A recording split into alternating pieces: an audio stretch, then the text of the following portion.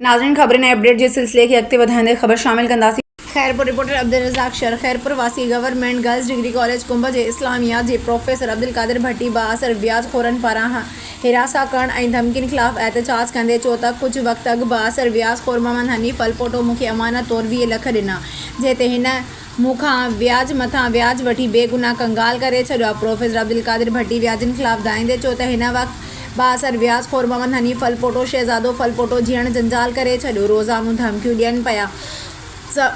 धमकियुनि सबबि मुंहिंजे घर जा भाती ख़ौफ़ में वरितल आहिनि। बाअसर व्याजखोरनि मां जानी माली नुक़सान जो ख़दशो आहे। वधीक चयो त व्याजखोर हाणे गर्ल्स कॉलेज कुंभ ताईं अचे पीछो कनि था, जेकी कंहिं बि वक़्तु नुक़सान पहुचाए सघनि था।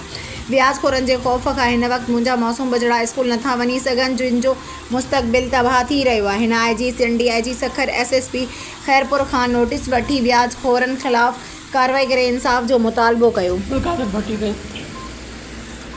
सर कुछ वक्त अॻु में जेको आहे सो कंहिं माण्हू मूंखे शरीफ़ उस्ताद सम्झी करे कुझु रक़म जेको आहे सो रखण जे लाइ ॾिनी। मां हुनखे इनकार कयो त मां छाजे लाइ कहिड़े हिसाब सां तव्हांजी रक़म रखां, लेकिन हुन चयो त जेको आहे सो साईं अवां उस्ताद आहियो, अवां शरीफ़ माण्हू आहियो, मां जेकॾहिं घर में पंहिंजे में रक़म रखंदुमि त मुंहिंजी औलाद नामान आहे ऐं हू चोरी करे सघनि था ऐं मूंखां ख़तमु थी सघनि था।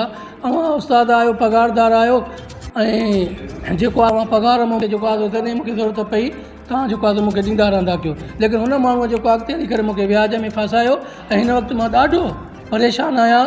हिन वक़्तु मुंहिंजा बच्चा बि जेको आहे सो एतिरो मूं ते हू व्याजी जेको आहे प्रेशर ऐं ख़ौफ़ रास करे रहिया आहिनि जो मां पंहिंजा बच्चा बि पंहिंजे घर खां शिफ्ट करे चुको आहियां। मुंहिंजा बच्चा जेको आहे स्कूल कोन था वञनि, मुंहिंजा बच्चा जेको आहे सो दीनी तालीम जे लाइ मस्जिद क़ुर पाक पढ़ण जे लाइ मस्जिद नथा वञी सघनि ऐं मूंखे बि जेको आहे सो दग रोट कई थी वञे ऐं कई दफ़ा असां खां वारदातूं कई वियूं आहिनि, मोटर साइकिलूं असां खां फुरी वियूं आहिनि, असां खां मोबाइलियूं फुरी वियूं आहिनि। मुंहिंजे बच्चनि खां असां ॾाढा ख़ौफ़ ऐं हरास में अची चुका आहियूं। बराए महिरबानी जज साहिबान खे ऐं SP साहिबान खे ऐं मीडिया वारनि जो बि मां थोराईंदो आहियां। मीडिया वारनि खे बि मां चवंदुमि त बाबा हक़ जे आवाज़ खे जेतिरो